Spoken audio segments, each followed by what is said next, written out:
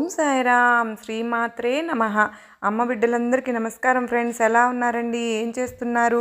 అందరికీ కూడా అమ్మవారి ఆశీస్సులు ఎప్పుడూ ఉండాలని మనస్ఫూర్తిగా అమ్మవారిని కోరుకుంటూ ఈరోజు పుష్యమాసపు శనివారం పరమ పవిత్రమైనటువంటి ఈ రోజున శ్రీవారి గురించి కొన్ని కథల గురించి తెలుసుకుని స్వామి అనుగ్రహాన్ని పొందుదాం. తిరుపతి మహాక్షేత్రానికి సమీపంలో ఒక పల్లెలో భీముడు అని ఒక కుమ్మరి కులస్తుడు ఉండేవాడు. అతను కడుపేదవాడు. కుండలను తయారు చేసుకుంటూ వాటిని అమ్ముకుంటూ జీవిస్తూ ఉండేవాడు. అతనికి స్వామివారిపై చాలా ఎక్కువ భక్తి ఉండేది. చిరకాలము కూడా భగవంతుని పూజిస్తూ ఉండాలి అనేది అతని కోరిక. అయితే అతని పరిస్థితుల వలన అతనికి ఎప్పుడు కూడా కుటుంబ పరిస్థితుల వలన భగవంతుని పూజించేటటువంటి అవకాశం ఎప్పుడు కూడా ఉండేది కాదు. అయితే అందువలన తాను కుండలను తయారు చేసేటటువంటి ప్రదేశంలోనే స్వామివారి ఒక ప్రతిమను ఉంచుతాడు. కుండలపై తయారు చేస్తూ పోయి సానపై ఉన్నప్పుడు తన చేతికి అంటినటువంటి మట్టిని పుష్పంగా చేసి భక్తితో స్వామివారి ప్రతిమ వద్ద ఉంచేవాడు. ప్రతిరోజు కూడా అది అతనికి నిత్యకృత్యంగా మారిపోతుంది. అయితే అది ఆ ప్రాంతాన్ని పాలించేటువంటి రాజు తొండమానుడు కూడా వెంకటేశ్వర స్వామి ఎంతో భక్తి కలవాడు. అతను ప్రతిరోజు వెంకటాచలానికి వెళ్ళి స్వామివారిని బంగారు పుష్పాలతో అర్చిస్తూ ఉండేవాడు. కొంతకాలానికి అతనిలో అహంకారం వస్తుంది. ఆ పక్క రోజు అతను బస చేసేందుకే ఉపాధ్యక్షుడు పూజించినట్టు బంగారు పుష్పాలతో మట్టి పుష్పాలు స్వామివారి వద్ద కనిపిస్తాయి. అందుకు కారణం ఏమిటి అనేది తొండమానుడికి అర్థం కాదు. అయితే అర్చకుడు తాను ఉంచినటువంటి బంగారు పుష్పాలను ఎవరైనా అపహరించి మట్టి పుష్పాలను ఉంచుతారా అనే అనుమానం అతనికి కలుగుతుంది. తన భటులను కాపలాగా ఉంచుతాడు. రాజు ఎన్ని విధాలుగా ప్రయత్నించినప్పటికీ కూడా బంగారు పుష్పాల స్థానంలో మట్టి పుష్పాలే స్వామివారి వద్ద కనిపిస్తూ ఉండేవి. అయితే ఆ మహారాజుకు రోజు రోజుకు మానసిక వ్యాధి పెరిగిపోయింది. చింతాపీడితుడై ఉన్నటువంటి అతనికి వెంకటేశ్వర స్వామి కలలో కనిపించి, ఓ రాజా, నీకు సమీప గ్రామంలో భీముడు అనేటటువంటి కుమ్మరి కులస్తుడు ఉన్నాడు. అతను కుండలు చేసుకుంటూ ఉంటాడు. నా స్మరణ చేసుకుంటూ నా ధ్యానాన్ని ఎప్పుడూ విడిచిపెట్టినటువంటి మహాభక్తుడు. అతని భక్తి ప్రభావం వలన అతను ఉంచినటువంటి మట్టి పుష్పాలు ఇక్కడ నా సన్నిధానమునకు చేరుకుంటున్నాయి. నువ్వు ఉంచినటువంటి బంగారు పుష్పాలు అతడు ఉంచినటువంటి పూల ముందు నిలువలేక అదృశ్యం అయిపోతున్నాయి. భక్తిలో అతను నీకంటే ఉత్తముడు, విచారించవద్దు అంటూ ఓరడిస్తాడు. తనను మించినటువంటి భక్తుడు ఇంకొకడు ఉన్నాడని స్వామివారు చెప్పినటువంటి మాటలు ఎలాగైనా సరే తెలుసుకోవాలని వెంకటాచలానికి సమీపంలో ఉన్నటువంటి పల్లెల్లో భటులతో కలిసి తిరుగుతూ ఉంటాడు ఆ రాజు. అలా ఒక చిలకత్త సానపై తిప్పుతూ ఉన్నటువంటి మట్టిని పుష్పంగా చేసి సమీపంలో ఉన్నటువంటి వెంకటేశ్వర స్వామి వద్ద ప్రతిమను సమర్పిస్తూ ఉన్నటువంటి భీముడిని చూసి ఆ రాజు ఆశ్చర్యపోతాడు. ఇక ఆ రాజు భీముడిని సమీపించి, పోయి నీవు స్వామిని మట్టి పుష్పాలతో పూజిస్తున్నావోయి, ఏమిటి నీకు పూజలకు పుష్పాలు దొరకడం లేదా అని అడుగుతాడు. అందుకు భీముడు రాజుకు నమస్కరించి, రాజా, మీ వంటి వారు మా దర్శనంకు వచ్చుటయే నా అదృష్టం. నా ఇల్లు పావనమైంది. నేను చదువు రానటువంటి మూర్ఖుడను. స్వామివారిని పూజించడం ఎలాగో తెలియని వాడను, దరిద్రుడను. కుండలు తయారు చేయకపోతే నా కుటుంబం గడవదు కనుక నేను ఉదయం నుండి సాయంకాలం వరకు కుండలను చేయక తప్పదు. చేతికి అంటినటువంటి మట్టినే పుష్పంగా చేసి అలా స్వామివారికి సమర్పించుకుంటూ ఉంటాను అని వివరిస్తాడు. అప్పుడు అతని మాటలు విన్నటువంటి రాజు ఎంతో ఆశ్చర్యపోతాడు. అతని భక్తికి మెచ్చి అక్కడి నుంచి వెళ్ళిపోయి నమస్కరించి తన రాజ్యానికి వెళ్ళిపోతాడు. ఆ తర్వాత కొంతకాలానికి భీముడు సశీరంగా వైకుంఠాన్ని చేరుకుంటాడు. వెంకటేశ్వర స్వామి వారు భీముడి భక్తికి మెచ్చి, ఇక నుండి నా ఉదయం ప్రసాదం మట్టి పాత్రలో నివేదించాలని చెప్పి తొండమాన మహారాజు కలలో కనిపించి చెప్తాడు. ఈనాటికి కూడా స్వామివారి సన్నిధిలో ఈ ఆచారాన్ని పాటిస్తూ ఓడ్ అనేటువంటి ప్రసాదాన్ని మట్టి కుండలోనే నివేదన చేసి స్వామిని ఆరాధిస్తూ ఉన్నారు. ఇక తొండమానుడు కూడా శ్రద్ధాభక్తులతో వెంకటేశ్వర స్వామి వారిని అర్చిస్తూ అతను కూడా విష్ణులోకాన్ని చేరుకుంటాడు. పూర్వం అనంతాచార్యుడు అనే శ్రీవారి భక్తుడు ఉండేవాడు. అతను శ్రీ రామానుజాచార్య వారి యొక్క ప్రియ శిష్య గురువు. రామానుజాచార్యుల వారి యొక్క ఆదేశానుసారం అనంతాచార్యులు భార్యతో సహా తిరుమలకు చేరి శ్రీనివాసుని సేవిస్తూ కాలం గడుపుతూ ఉంటాడు. అలా రోజు కూడా తిరుమల కొండలన్నీ తిరిగి ఎన్నో అందమైనటువంటి పుష్పాలను సేకరించి ఆనంద నిలయంలో స్వామిని ఎంతో అద్భుతంగా అలంకరించేవాడు. పూల అలంకారంలో దివ్యంగా దర్శనం ఇస్తూ ఉన్నటువంటి స్వామివారిని చూసి మురిసిపోతూ ఉండేవాడు. అనంతాచార్యుడు అలా రోజు అడవిలో చాలా దూరం వెళ్ళి పూలు కోసుకుని వస్తున్నప్పటి వంటి అనంతాచార్యుల వారికి ఒక ఆలోచన వస్తుంది. తానే స్వామివారి పుష్పాలంకరణ కోసం ఎందుకు ఒక ఉద్యానవనాన్ని తయారు చేయకూడదు అని అనుకుంటాడు. అలా చక్కగా రకరకాల సువాసనలతో ఉండేటటువంటి కొన్ని పూల మొక్కలను పెంచి వాటిని స్వామికి సమర్పించాలి అని చెప్పి ఆలోచిస్తాడు. అలా ఆలోచన రాగానే స్వామిని అందమైనటువంటి పుష్పాలంకరణతో ఊహించుకుని మురిసిపోతూ ఉంటాడు. ఈ పనిలో తాను తన భార్య తప్ప మరెవ్వరు సహాయం కూడా తీసుకోకూడదు అని చెప్పి చేయించుకుంటాడు. ఇంకా తోటకు కావాల్సినటువంటి నీటి కోసమై ఒక చెరువును తవ్వడం ప్రారంభిస్తాడు. ప్రతిరోజు కూడా భార్యాభర్తలు ఇద్దరు ఉదయం స్వామివారి నివేదన అయిన తర్వాత మధ్యాహ్నం వేళలో ఆ చెరువు తవ్వే పనిలో నిమగ్నం అయ్యేవారు. నిప్పులు చిమ్మేటటువంటి ఎండను సైతం లెక్క చేయకుండా గడ్డిపారతో మట్టిని తవ్వి గంపలో ఎత్తి తన భార్య తలపై పెట్టేవాడు. ఆమె ఆ మట్టిని తీసుకుని వెళ్ళి దూరంగా వేసి వచ్చేది. అలా ఆ దంపతులు ఇద్దరూ కూడా అదే పనిలో నిమగ్నం అవుతారు. భార్య నిండు చోళాలు కావడం చేత గంప నెత్తిమీద పెట్టుకుని వెళ్ళి దూరంగా పారవేసి మరలా తిరిగి రావడం, మరలా వెనక్కి రావడం చాలా కష్టంగా ఉండేది. కానీ అనంతాచార్యుల వారు మాత్రం వేరే ఎవరి సహాయం తీసుకోకూడదని దృఢమైనటువంటి సంకల్పంతో ఉండడం వల్ల పాపం మా భార్యకు శ్రమ తప్పలేదు. ఆశ్రిత జనవత్సలుడు అయినటువంటి ఆ శ్రీనివాసుడు అదంతా కూడా చూస్తూ గమనిస్తూ ఉంటాడు. ఆ దంపతులకు ఎలాగైనా సరే సహాయం చేయాలని చెప్పి స్వామివారు అనుకుంటారు. అలా మరునాడు ఆచార్యుల వారి వద్దకు వెళ్ళి ఒక చిన్న బాలుడు రూపంలో వచ్చి, తాత, ఇంత మండుటెండలో మీరు ఎంత కష్టపడుతున్నారు, నన్ను కూడా మీకు సహాయం చేయనివ్వండి అని అడుగుతాడు. కానీ అనంతాచార్యుల వారు మాత్రం అందుకు మాత్రం ఒప్పుకోడు. కానీ బాలుడు రూపంలో ఉన్నటువంటి శ్రీనివాసుడు మాత్రం పట్టు విడవకుండా ప్రతిరోజు కూడా ఆ దంపతుల మట్టిని తవ్వే వేళలో వచ్చి అక్కడే నుంచునేవాడు. ఆచార్యుల వారు ఆ బాలుడిని ఏమాత్రం దగ్గరికి రానిచ్చేవాడు కాదు. ఇలా ఆచార్యుల వారిది పట్టుదల నిండు చోళాలైనటువంటి భార్య మట్టి గంపల్ని ఎత్తుకుని ఆయాసపడుతూ అంత దూరంలో పారవేయడం, మరలా తిరిగి గంపనెత్తుకోవడం ఇవేమీ కూడా అతను గమనించుకునేటటువంటి స్థితిలో లేడు. కేవలం అతని ధ్యాస అంతా ఏమిటంటే ఎంత త్వరగా ఈ చెరువు పూర్తవుతుందా, ఎంత త్వరగా పూల మొక్కలు వస్తాయా, నేను ఎంత త్వరగా ఈ పూలతో స్వామిని అలంకరించాలా అనేటువంటి తపన. తన శ్రమ కానీ భార్య శ్రమ కానీ భార్య నిండు చూడాలని కానీ అది తప్ప ఏమాత్రం అతనికి అర్థం కావడం లేదు. భక్తవత్సలుడైనటువంటి శ్రీనివాసుడికి ఆ దంపతులను చూస్తూ ఉంటే ముచ్చట వేస్తుంది. వారి భక్తి పట్ల ఎంతో సంతోషం కలుగుతుంది. కానీ వారి శ్రమను చూసి బాధపడుతూ ఉంటారు. ఇక లాభం లేదనుకుని నెమ్మదిగా వెళ్ళి ఆ మహా ఇల్లాలి వద్ద నుండి గంపను తీసుకుంటాడు. ఆమెను కాసేపు పక్కన ఉండమని చెప్పి తాను మట్టి గంపల్ని ఎత్తి పారవేసే పనిలో పడతాడు. తల పైకెత్తి కూడా చూడలేదు అనంతాచార్యుల వారు. ఇలా జరుగుతూ ఉండగా కాసేపటికి ఆచార్యుల వారికి అనుమానం వస్తుంది. తన భార్య ప్రతిరోజు కంటే ఈరోజు ఇంత త్వరగా ఎలా రాగలుగుతుందా అనుకుంటాడు. ఇంత వేగంగా గంపని ఎలా ఖాళీ చేసి వస్తుంది అనేటటువంటి అనుమానం కలిగి ఇక ఆలోచన రాగానే ఆచార్యుల వారు ఒక్కసారిగా తల పైకెత్తి చూస్తాడు. వెంటనే అతనికి జరుగుతున్నదంతా అర్థమైపోతుంది. ఇంతవరకు ఈ బాలుడా గంపలు మోస్తుంది అనుకుంటాడు. అంతే ఆచార్యుల వారికి విపరీతమైనటువంటి కోపం వచ్చేస్తుంది. ఎంతని వద్దని చెప్తున్నా వినకుండా భార్య నుండి గంపను తీసుకున్నందుకు ఆ బాలుడిపై విపరీతమైనటువంటి కోపం పెంచుకుంటాడు. ఒక్కసారిగా తన చేతిలో ఉన్నటువంటి గడ్డపారను పైకెత్తి ఎందుకు ఈ విధంగా చేశావు అని కోపంగా అడుగుతాడు. ఇక ఆ బాలుడు చిరునవ్వుతో ఒక్కసారిగా అక్కడి నుండి పరుగులు తీస్తాడు, సమాధానం కూడా చెప్పకుండా. ఆ విధంగా ఆ బాలుడు వెళ్ళిపోవడం ఆచార్యుల వారికి మరింతగా కోపం తెప్పించేలా ఉంటుంది. ఆవేశంతో ఊగిపోతూ ఆచార్యుల వారు గడ్డపారతో ఆ బాలుడు వెంట పడతాడు. కనపడినట్లే కనపడి ఇట్టే మాయమైపోతాడు ఆ బాలుడు. ఇక ఆచార్యుల వారికి మరింతగా కోపం పెరిగి ఆ చేతిలో ఉన్నటువంటి గడ్డపారను బాలుడు పైకి విసురుతాడు. ఆ గడ్డపార బాలుడి గడ్డానికి తగిలి రక్తం కారుతుంది. మరలా మాయమైపోతాడు ఆ బాలుడు. అలా బాలుడికి దెబ్బ తగలడంతో కొంచెం శంకించినటువంటి ఆచార్యుల వారు మరలా కనబడకుండా పోతాడా అనుకుని తిరిగి వెళ్ళిపోతాడు. అయితే ఆ రోజు సాయంకాలం ఆలయంలో ప్రవేశించినటువంటి అనంతాచార్యుల వారికి ఆలయంలో కొంతమంది అర్చకులు ఏదో చర్చించుకోవడం కనిపిస్తుంది. అందరి ముఖాలలో ఆందోళన నిండి ఉండడం గమనిస్తాడు. అందుకు కారణం ఏమిటా అని ఒక అర్చకుల వారిని అడుగుతాడు. ఆనందనే తీసుకుని వెళ్ళి స్వామివారి విగ్రహాన్ని చూపిస్తారు అర్చకులు. అంతే అక్కడ ఉన్నటువంటి దృశ్యం చూసినటువంటి ఆచార్యులు వారి నోటకు మాట రాదు. శ్రీనివాసుని దివ్య మంగళ విగ్రహం చుబుకంపై గాయమైపోయి దారగా కారుతూ వస్తున్నటువంటి రక్తం కనిపిస్తుంది. ఆ దృశ్యం చూసినటువంటి అనంతాచార్యుల వారికి జరిగిందంతా కూడా పూర్తిగా అర్థమైపోతుంది. స్వామి, ఎంత అపరాధం చేశానయ్యా, వచ్చింది సాక్షాత్తు నువ్వేనని తెలియక ఎంత అపరాధం చేశాను తండ్రి, ఆపద్బాంధవా నన్ను క్షమించు తండ్రి అంటూ స్వామివారిని అర్థిస్తాడు. జరిగిందంతా జరిగిందంతా తెలుసుకుని అక్కడ ఉన్నటువంటి ఆచార్య పురుషులందరూ కూడా ఆశ్చర్యపోతారు. అంతలో శ్రీనివాసుడు ఒక ఆచార్యుడి ద్వారా ఇలా పలుకుతాడు, పోయి అనంతాచార్య, ఇదంతా కూడా నేను ఆడినటువంటి నాటకం నీ భక్తి తత్పరతకు ఈ లోకానికి చాటాలని ఈ విధంగా చేశాను.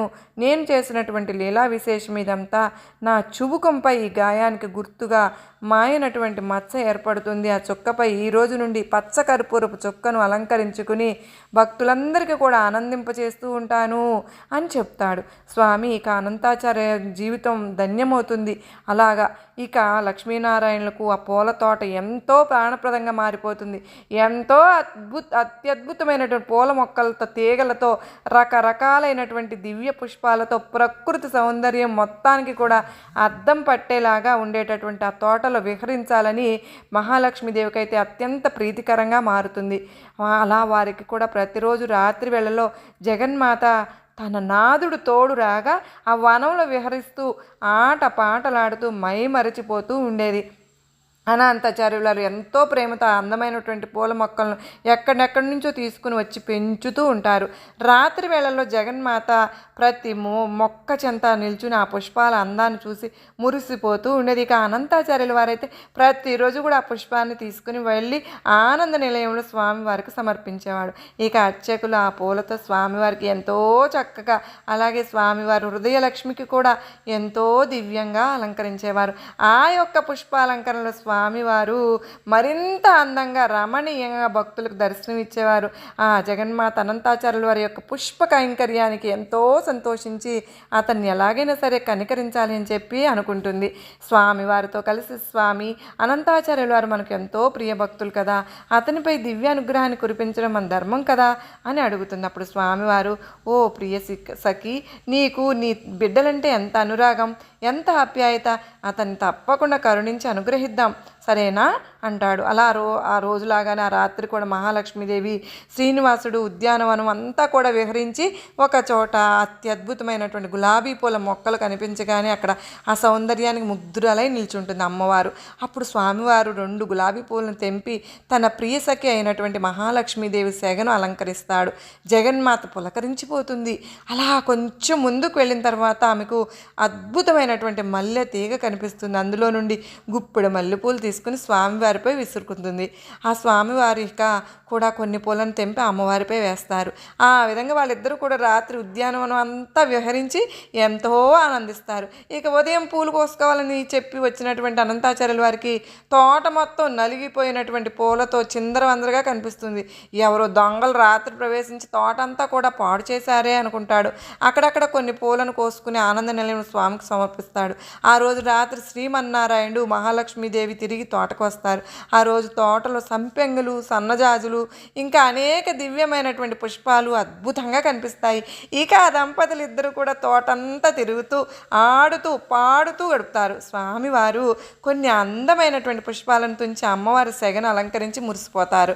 ఆ తల్లి ఆనందానికి అవధులే ఉండవు. అంతలో తెల్లవారడంతో వారు ఇరువురు కూడా తిరిగి ఆనంద నిలయానికి చేరుకుంటారు. ఉదయాన్నే తోటలోకి అడుగుపెట్టినటువంటి అనంతాచార్యులు వారి కోపానికి అవధులు ఉండవు. తోట అంతా కూడా చిందరవందరగా తుంచి వేసినటువంటి పూల మొక్కలతో ఉండడంతో ఆయన ఆ దొంగలు మరలా వచ్చారే అని చెప్పి అనుకుంటాడు. తనకు అత్యంత ప్రీతిపాత్రమైనటువంటి లక్ష్మీనారాయణ యొక్క కైంకర్యానికి పెంచుతున్నటువంటి ఈ పూల తోటను వీళ్ళు పాడు చేసిన వారిని ఎలాగైనా సరే పట్టుకోవాల్సిందే అనుకుంటాడు. అంటాడు. ఆ రాత్రి తోటలో ఒక మూల పడుకుని ఉంటాడు. రాత్రంతా గడిచిపోతుంది, చప్పుడు ఉండదు. అమ్మయ్య అనుకుంటాడు. తాను కాపలా కాస్తున్నాను కదా అని చెప్పి తలుచుకుని దొంగలు రాలేదేమో అని అనుకుంటాడు. అంతలో తెల్లవారిపోతుంది. తోట మొత్తం నిన్నటి మాదిరిగానే చిందరవందరగా ఉంటుంది. పూలు మొత్తం ఎక్కడ పడితే అక్కడ విసిరేసి ఉంటాయి. ఈ దొంగలు ఏమాత్రం శబ్దం చేయకుండా వచ్చినట్టున్నారే అనుకుంటాడు. ప్రతిరోజు వారిని పట్టుకునే వరకు కాపలాగా ఉండవలసిందే అనుకుంటాడు. ఈ విధంగా 8 రోజులు గడిచిపోతాయి. కానీ ఆ చోరులు మాత్రం అతనికి దొరకరు. ఆ చోరులు దొరికే విధంగా తనకు అనుగ్రహించమంటూ ఆనంద నిలయంలో స్వామిని కరుణతో వేడుకుంటాడు. ఇక దయామయురాలు అయినటువంటి జగన్మాత స్వామివారితో ఇలా అంటుంది. ఆచార్యులు వారిని ఎలాగైతే కనికరించాల్సిందే అని అంటుంది దాక్షాయిని. వత్సలుడైనటువంటి స్వామి కూడా అలాగే అంటాడు. ఇక ఆనాటి రాత్రి అనంతాచార్యులు వారి కళ్ళల్లో ఒత్తులు వేసుకుని మరి ఆ దొంగల కోసం ఎదురు చూస్తూ ఉంటారు. ఈ రోజు ఎలాగైనా సరే వారిని పట్టుకోవాల్సిందే అని చెప్పి దృఢ సంకల్పంతో ఉంటారు. అంతలో ఆచార్యుల వారికి 2 స్త్రీ పురుష ఆకారాలు పూల మొక్కల మధ్య తిరుగాడుతూ కనిపిస్తాయి. సందేహం లేదు, రోజు నా పూల మొక్కలను పాడు చేస్తుంది వీరే అని చెప్పి అనుకుంటారు. వారిద్దరూ కూడా ఎంతో దివ్యమైనటువంటి తేజస్సుతో కనిపిస్తారు. పురుషుడైతే అద్భుతమైనటువంటి తేజస్సుతో ప్రకాశిస్తూ ఉంటారు. ఆ స్త్రీ అద్భుత సౌందర్యంతో దివ్యమైనటువంటి ఆభరణాలతో రాలుజులుతూ ఉంటుంది. వారిని చూసినటువంటి ఆచార్యులు వారు ఒక క్షణం మైమర్చిపోతాడు. అంతలో అతనికి కర్తవ్యం గుర్తుకొచ్చి నెమ్మదిగా వెనక్కి వెళ్ళి వారిద్దరిని గట్టిగా బంధిస్తాడు. ఇక ఎక్కడికి పోతారు అని అంటాడు. ఇక ఆ దంపతులు పారిపోయి శతవిధాలుగా ప్రయత్నిస్తారు కానీ సాధ్యపడదు. ఇక జగన్నాటక సూత్రధారి జగన్మాత తన భక్తుడితో నాటకాలు ఆడుతూ ఉంటారు. అతని బంధం ఎంతో ఎంతో గట్టిదని అతనికి తోచే విధంగా ముచ్చట పడుతూ ఉంటారు. మరి భక్తుడికి భగవంతుడికి ఉన్నటువంటి బంధం అంతే కదా. ఆచార్యులు వారు దొంగలు దొరికారు అనేటటువంటి సంతోషంలో కొంచెం ఏమరపాటుగా ఉండగా ఆ పురుషుడు ఒక్క ఉదుటిన బంధనం తెంచుకుని పరిగెత్తి మాయమైపోతాడు. అది తెలుసుకున్నటువంటి ఆచార్యుల వారికి విపరీతమైనటువంటి కోపం వచ్చేస్తుంది. ఈమె కూడా భర్త వెనకే పరిగెడుతుందేమో అని అనుకుని ఆమెను మరింత గట్టిగా పట్టుకుంటాడు. ఇక భార్యను విడిచి ఇలా వెళ్ళిపోతాడా, తిరిగి ఉదయం భార్య కోసం రాకుండా పోతాడా ఏంటి అనుకుంటాడు. ఆమెను గట్టిగా పట్టుకుని ముందుకు నడిపించి ఆ తోటలో ఒక సంపెంగమ్మను తీగలతో బంధిస్తాడు. అప్పుడు ఆమె తనను విడిచిపెట్టమని చెప్పి అడుగుతుంది. ఉదయం చూద్దాంలే అనుకుంటూ వెళ్ళి కునుకు తెస్తాడు ఆచార్యుల వారు. అంతలో తెల్లవారిపోతుంది. ఇక ఆనంద నిలయంలో తలుపులు తీసినటువంటి అర్చక స్వామి నిశ్చేష్లైపోతారు. వారి నోట మాట రాదు. శ్రీనివాసుడు వక్షస్థలంపై ఉండవలసినటువంటి జగన్మాత బంగారు ప్రతిమ కనిపించదు. ఆందోళన చెందుతారు. ఏమిటి ఈ వైపరీత్యం, ఇంతటి విపరీతమైన బుద్ధి ఎవరికి పుట్టింది అని అనుకుంటారు. అప్పుడు శ్రీమన్నారాయణుడు ఆకాశవాణి రూపంలో ఇలా పలుకుతాడు. మీరేమీ బాధపడవలసిన అవసరం లేదు. నా ప్రియసకి అనంతాచార్యుల వారి తోటలో బంధింపబడి ఉంది. మీరందరూ వెళ్ళి ఆమెను సగౌరవంగా తీసుకుని రమ్మని చెప్తారు. వెంటనే అర్చకులందరూ కూడా పరుగున తోటకు వెళ్ళగా అక్కడ సంపెంగ మానుకు బంధింపబడి ఉన్నటువంటి మహాలక్ష్మి బంగారు ప్రతిమ కనిపిస్తుంది. జరిగిందంతా తెలుసుకున్నటువంటి ఆచార్యుల వారు తనకేమీ తెలియదని ఆ అర్చకులతో మొరపెట్టుకుంటాడు. అప్పుడు అర్చకులందరూ కూడా అనంతాచార్యులతో సహా అలివేలు మంగమ్మను పలు విధాలుగా స్తుతిస్తూ ఒక పూల గంపలో పెట్టుకుని ఆలయానికి తీసుకుని వస్తారు. ఆనంద నిలయంలోనికి ప్రవేశించగానే శ్రీనివాసుడు మరలా ఆకాశవాణి రూపంలో ఇలా పలుకుతాడు. మామా అనంతాచార్య, నీ కూతుర్ని నాకు పూలబొట్టలో తెచ్చినటువంటి నీకు కన్యాదాతవై నాకు మామగా నిలిచావు. నీ యొక్క పుష్ప కైంకర్యానికి మేమిరువురం కూడా ఎంతో ఆనందించాం. ఇదంతా కూడా మేము చేసుకున్నటువంటి వేడుకే అని అంటాడు. అప్పుడు ఆ పూలగంపలో నుండి అమ్మవారు క్షీర సముద్ర రాజతనయ తిరిగి యథాప్రకారంగా శ్రీవారి వక్షస్థలాన్ని అలంకరిస్తుంది. అనంతాచార్యుల వారి జన్మ ధన్యమవుతుంది. జగన్మాత మహాలక్ష్మీదేవికి అలాగే శ్రీవారికి తన భక్తులంటే ఎంతో అనురాగం, ఆప్యాయత. ఇప్పుడు మరొక చక్కని శ్రీవారి భక్తుడి కథ గురించి తెలుసుకుందామా? పూర్వం కౌమార అనే దేశంలో మిత్రుడు అనే ఒక చాకలి కులస్థుడు ఉండేవాడు. అతను తన కుల వృత్తిని నిర్వహిస్తూ వీలున్నంతలో దాన ధర్మాలు కూడా చేసుకుంటూ ధర్మపరంగా జీవిస్తూ ఉండేవాడు. అయితే అతనికి ఉన్నటువంటి దిగులంతా కూడా అతనికి అవిటితనం. అతని కాలు అవిటిది అవ్వటం వల్ల అతను ఉతికినటువంటి బట్టలను మూటలు కట్టి ఇంటింటికి తిరిగి ఇవ్వడం అతనికి ఎంతో కష్టంగా అనిపిస్తుంది. దానికి తోడు గంపెడంత సంసారం, కష్టపడకపోతే పూట గడవదు. ఎల్లప్పుడూ కూడా స్వామినే ప్రార్థిస్తూ ఉండేవాడు. ఏదో ఒక రోజున స్వామి తనను కరుణిస్తాడు అనే నమ్మకంతో జీవనం సాగిస్తూ ఉండేవాడు. భక్త జన సులభుడైనటువంటి స్వామివారు అదంతా కూడా గమనిస్తూ ఉంటారు. ఎవరికైనా వారి పూర్వజన్మ కర్మ నివృత్తి అయ్యే సమయానికి స్వామి ఏదో ఒక రూపంలో వచ్చి తన భక్తులను తప్పకుండా ఆదుకుంటాడు. ఒకరోజు సాయంకాలం నాడు రోజులాగా మిత్రుడు చాకరేవు నుండి బట్టలు తిరిగి పట్టణానికి రొప్పుతూ తిరిగి వస్తూ ఉంటాడు. అంతలో మార్గ మధ్యలో అతనికి ఒక ముసలి బ్రాహ్మణుడు తారసిల్లుతాడు. సహజంగానే భక్తి శ్రద్ధలు ఎక్కువగా ఉండడం వల్ల మిత్రుడు భుజం మీద ఉన్నటువంటి మూటలన్నీ కింద పెట్టి బ్రాహ్మణునికి నమస్కరిస్తాడు. అప్పుడు ఆ బ్రాహ్మణుడు, ఆయన ఈ అవిటికాలతో నువ్వు ఎంత బాధపడుతున్నావో కదా, నీ బాధ చూడడానికి చాలా కష్టంగా ఉంది, నువ్వు ఎంత కష్టపడుతున్నావో అంటాడు. అప్పుడు మిత్రుడు, స్వామి మీరెవరో మహానుభావుల్లా ఉన్నారు, గంపెడు సంసార భారం చేత నాకు ఈ పని తప్పడం లేదు, ఈ అవిటితనం పోయే మార్గం ఉంటే సెలవివ్వండి అని విన్నవించుకుంటాడు. అప్పుడు ఆ ముసలి బ్రాహ్మణుడు, నాయనా తప్పకుండా చెప్తాను, సావధానంగా విను. నీ అవిటితనం పోవడమే కాదు, నీకు అష్టైశ్వర్యాలు కలిగించేటటువంటి ఒక వ్రతం ఉంది. దాన్ని గురించి నేను చెప్తాను. మరుక్షణం నీవు 1000 వరహాలు లభిస్తాయి. అయితే మాత్రం ఒక షరతు, అందులో సగం నాకు సమర్పించాలి. రేపు మరలా ఇదే సమయానికి ఇక్కడికే వస్తాను, సరేనా అని చెప్తాడు. అప్పుడు మిత్రుడు, స్వామి, ఇంతకు మించినటువంటి మహాభాగ్యం ఏముంటుంది? ఆ వ్రతం ఏదో, ఆ వ్రత విధానం ఏమిటో చెప్తే ఈరోజే ఆచరిస్తాను, సెలవివ్వండి అంటూ ప్రార్థిస్తాడు. అప్పుడు ఆ బ్రాహ్మణుడు వెంకటేశ్వర స్వామి వారి వ్రతం గురించి వివరంగా చెప్తాడు. ఇక మిత్రుడు ఉత్సాహంతో ఇంటికి వచ్చి జరిగినటువంటి విషయం అంతా కూడా తన భార్యకు చెప్పి ఇరుగు పొరుగు వారిని అందరినీ ఆహ్వానించి స్వామివారి వ్రతాన్ని ఆచరించి తీర్థ ప్రసాదాలు తాను స్వీకరించి వచ్చిన వారికి కూడా పంచుతాడు. అంతలో ఇంటి బయట ఏదో కోలాహలం కలుగుతుంది. వినిపించడంతో మిత్రుడు కుమారుడు బయట నుంచి పరుగున ఇంట్లోకి వచ్చి, అయ్యా, రాజభటులు నీ కోసం వచ్చారు, రాజుగారు నీకు కట్న కానుకలు పంపించారు అని చెప్తాడు. అంతలో రాజుభటులు వచ్చి మిత్రుడిని రాజుగారి ఆస్థానంలో చాకలిగా నియమించారని 1000 వరహాలు బహుమానంగా పంపించారని చెప్పి మిత్రుడి చేతిలో 1000 వరహాల మూటను పెడతారు. ఒక వారం లోపల వచ్చి రాజుగారు కొలువులో చేరవలసింది అని చెప్తారు. మిత్రుడు ఆనందానికి అవధులు ఉండవు. వారం రోజుల దాకా ఎందుకు, రేపే వెళ్ళాలనుకుంటూ మూటములు సర్దుకుని మరుసటి రోజు తెల్లవారుజామునే ప్రయాణం అవుతాడు.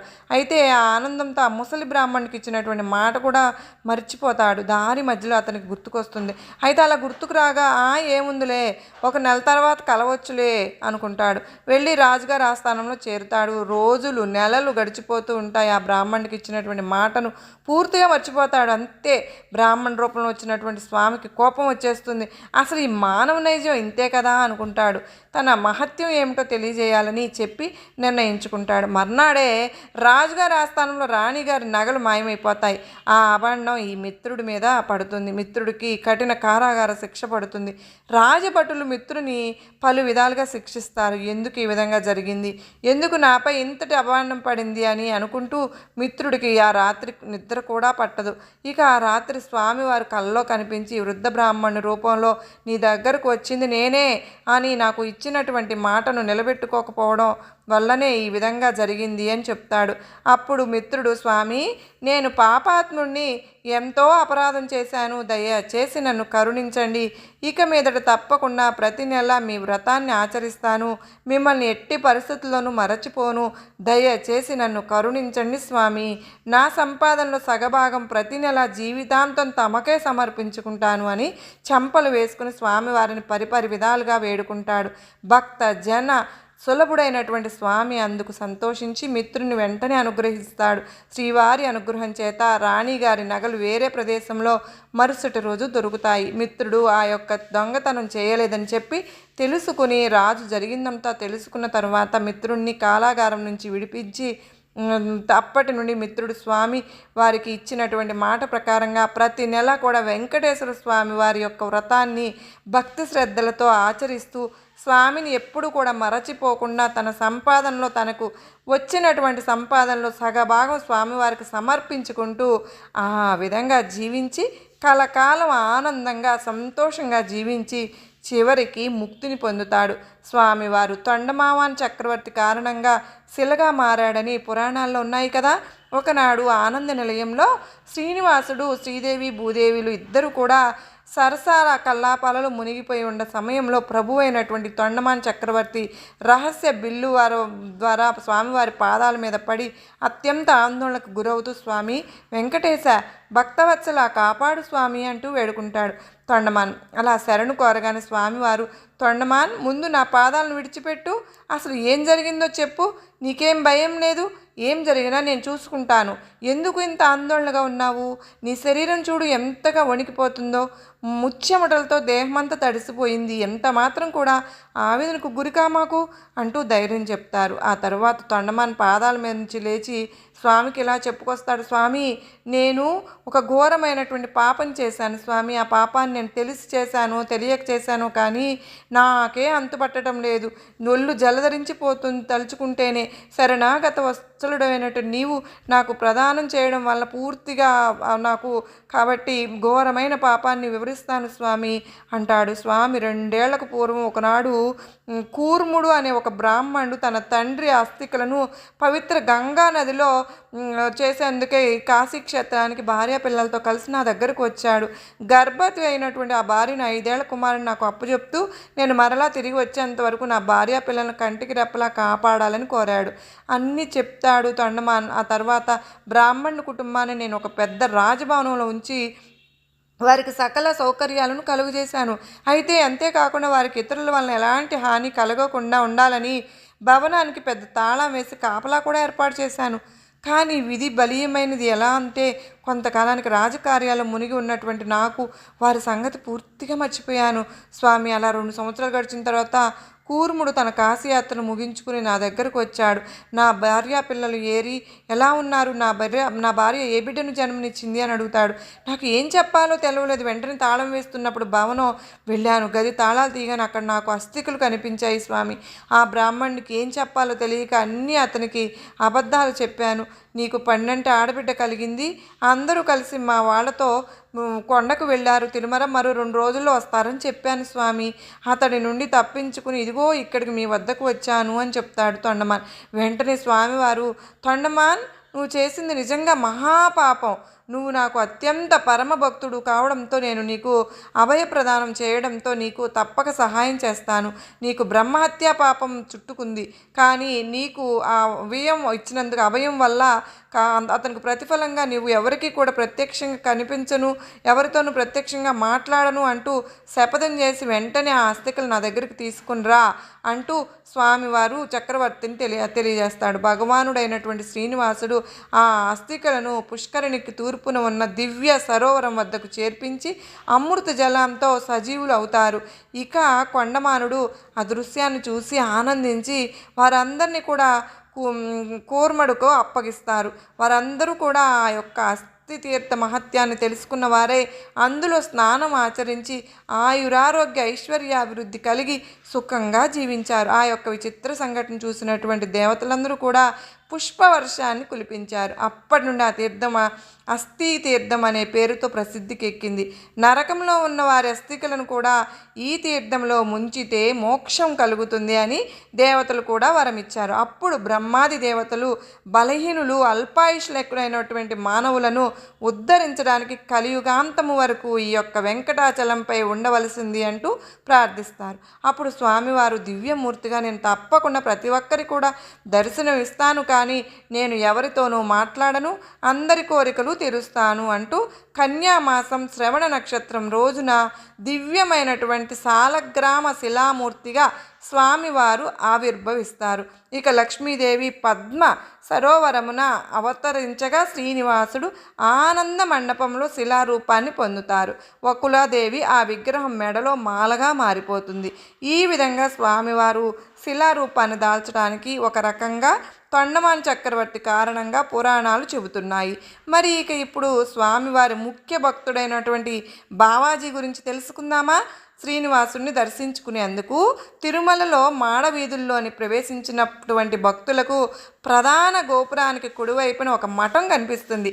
దాని మీద వెంకటేశ్వర స్వామి వారు ఎవరో భక్తుడితో పాచికలాడుతున్నటువంటి దృశ్యం ఉంటుంది. ఆ మఠం పేరే హతీరా మఠం. ఆ భక్తుడే బావాజీ లాజియా చెందినవాడు. కొన్ని వందల ఏళ్ల క్రితం తీర్థయాత్రలు చేస్తూ ఆయన ఉత్తరాది నుండి తిరుమలకు చేరుకున్నాడు. అయితే వెంకటేశ్వర స్వామి వారి యొక్క దివ్య మంగళ విగ్రహాన్ని చూసి ఆయన మనసు అక్కడే లగ్నమైపోతుంది. తోటి యాత్రికులందరూ వెళ్ళిపోయినా కూడా ఆయన తిరుమలలోనే ఉండిపోయి నిత్యము కూడా వెంకటేశ్వర స్వామి వారిని దర్శించుకుంటూ ఉండేవాడు. అలా ఎంతసేపు ఆ మానుష్యమూర్తిని చూసినా తనివి తీరేది కాదు. ఇక ఆలయంలోకి బావాజీ గంటల తరబడి నిలబడి ఉండడం అర్చకులకు కంటకింపుగా మారేది. అతను ఎవరో తెలియదు, అతని భాష ఏమిటో అర్థం కావడం లేదు.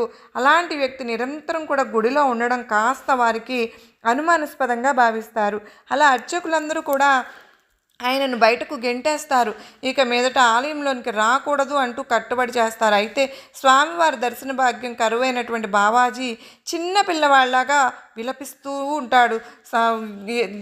చాలా బాధపడుతూ ఏడుస్తూ ఉంటాడు. రాత్రింబవళ్ళు కన్నీరు మున్నీరుగా ఏడుస్తూ స్వామి ఉన్నటువంటి బావాజీని ఓదార్చాలని చెప్పి ఆ స్వయంగా శ్రీనాథుడే శ్రీనివాసుడు దిగొచ్చి నువ్వు రాకపోతే నేను ఈరోజు నీతో సమయం గడపడానికి వస్తూ ఉంటానులే అంటూ బావాజీకి అభయం ఇస్తారు. అలా ప్రతినిత్యం కూడా రాత్రిపూట పవళింపు సేవ ముగిసిన తర్వాత ఆలయం ఎదురుగా ఉన్నటువంటి బావాజీ మఠానికి చేరుకునేవారు స్వామి. బాలాజీ పొద్దుపోయే వరకు వారిద్దరూ కూడా కబుర్లతో కాలక్షేపం చేస్తూ కొన్నిసార్లు పాచికలాడుకునేవారు కూడా. అలా ఒకరోజు బావాజీతో స్వామివారు పాచికలాడుతూ కాలాన్ని కూడా గమనించుకోకుండా సాక్షాత్తు ఆ కాలస్వరూపుడే సమయాన్ని మర్చిపోతారు. అయితే సుప్రభాత వేళ సమయం వచ్చేస్తుంది. జగన్నాథుడికి మేల్కొల్పు పాడేందుకు అర్చకులందరూ కూడా సమీపిస్తారు. ఆ చప్పుళ్ళకు విన్నటువంటి వెంకటేశ్వరుడు దివ్వున లేచి ఆలయంలోకి వెళ్ళిపోతారు. ఆ హడావిడిలో ఆయన కంఠాభరణం ఒకటి బావాజీ మఠంలోనే ఉండిపోతుంది. ఆ ఉదయం మూల విరాట్ను అలంకరిస్తూ ఉన్నటువంటి అర్చకులు ఆయన ఒంటి మీద అతి విలువైనటువంటి కంఠాభరణం మాయం అవటం గమనిస్తారు. అయితే అదే సమయంలో తన మఠంలో ఉండిపోయినటువంటి కంఠాభరణాన్ని తిరిగి ఇవ్వాలంటూ బావాజీ ఆలయం లోపలికి ప్రవేశిస్తాడు. ఇక బావాజీ చేతిలో ఉన్నటువంటి ఆభరణాన్ని చూడగానే అర్చకులు మరేమీ ఆలోచించకుండా ఆ ఆభరణాన్ని లాక్కొని ఆయన్ని దూషిస్తూ స్థానిక నవాబు దగ్గరకు తీసుకువెళ్తారు. ఇక సాక్షాత్తు ఆ భగవంతుడే తనతో పాచికలాడాడు అంటే ఎవ్వరు కూడా నమ్మరు కదా. నవాబు కూడా నమ్మలేదు. బావాజీని కారాగారంలో పడేస్తారు. నిజంగా ఆ భగవంతుడే ప్రతి రాత్రి కూడా నీకోసం మాత్రమే ఆడటానికి వచ్చాడా? మేము పెడుతున్న కారం నిండా చిరుగుడ్డలు వేస్తాం. ఈ ఉదయం సూర్యుడు పొడిచే వేళకు అవన్నీ కూడా పొడి పొడిగా మారిపోవాలి అంటూ హూంకరిస్తాడు నవాబు. ఆ అర్ధరాత్రి బావాజీని బంధించినటువంటి గది నిండా ఏనుగు గింకారాలు వినిపిస్తాయి. అవేమిటా అని లోపలికి తొంగి చూసినటువంటి సైనికుల ఆశ్చర్యానికి అంతు లేకుండా పోతుంది. ఆ గదిలో నామాలు ధరించినటువంటి ఒక ఏనుగు బండెడు చెరుకు గడలను సునాయాసంగా పిప్పి చేస్తూ ఉంటుంది. మూసిన తలుపులు మూసినట్లే ఉన్నాయి. అక్కడ కావలి వాళ్ళు అక్కడే ఉంటారు. అయినా కూడా ఈ ఏనుగు ఎట్లా చక్కగా ప్రవేశించగలిగింది? ఈ కార్యక్రమం జరుగుతున్నంత వరకు బావాజీ రామనామస్మరణ చేస్తూ ఉంటాడు. ఇక అప్పటి నుంచి ఆయనకు హతీరాం బావాజీ అనే పేరు స్థిరపడిపోయింది. హతీరాం భక్తిని స్వయంగా చూసినటువంటి నవాబు ఆయనను ఆలయ అధికారిగా నియమిస్తాడు. హతీరాంజీతో పాచికలాడి స్వామి తిరుమలలో ఉన్న ఆస్తులన్నీ కూడా పద్యంగా ఓడిపోయాడు అనే కథనం కూడా ఉంది. ఆ విధంగా తన భక్తుడైన బాబాజీని స్వామివారు తనే స్వయంగా ఏ విధంగానూ రక్షించాడో ఈ కథ ద్వారా తెలుసుకున్నాం కదండి. ఆపద మొక్కులవాడు. మనం ఎన్ని ఆపదల్లో ఉన్నా సరే స్వామి ఏదో ఒక రకంగా మనకైతే చేయూతనివ్వడానికి సహాయం చేయడానికి ఏదో ఒక రూపంలో అయితే మన ముందుకు ప్రత్యక్షమవుతాడు. ఇది ఈరోజు కథ. మరి మీ అందరికీ నచ్చింది కదూ? నచ్చినట్లయితే మరికొంతమందికి షేర్ చేయండి. మరలా మరో చక్కని వీడియోతో కలుసుకుందాం. అందరికీ నమస్కారం అండి. ఓం సాయిరాం. శ్రీమాత్రే నమః. సర్వే జనా సుఖినో భవంతు.